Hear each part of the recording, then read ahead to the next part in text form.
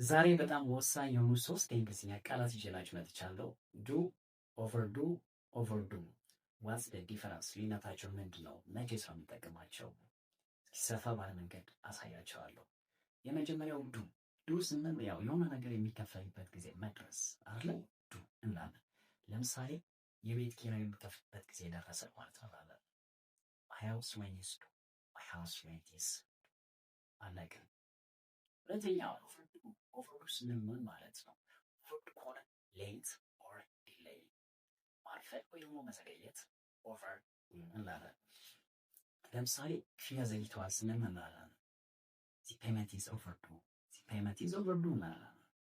አሳይመንት ዘግይተዋል ማለት ዚ አሳይመንት ኢዝ ኦቨርዱ፣ ዚ አሳይመንት ኢዝ ኦቨርዱ።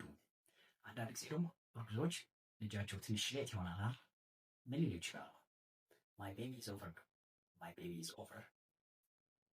ሶስተኛው ቃል ልምጣ። ኦቨርዱ። ኦቨርዱ ሚንስ ቱ ዱ ሳምቲንግ ቱ ማች፣ የሆነ ነገር ከመጠን በላይ መስራት ኦቨርዱ የሚል ፍቺ ይሰጠናል። ለምሳሌ ሜካፕ ከመጠን በላይ ነው ያደረገችው ለማለት ምን እንላለን? ሺ ኦቨርዲድ ሜካፕ፣ ሺ ኦቨርዲድ ሜካፕ።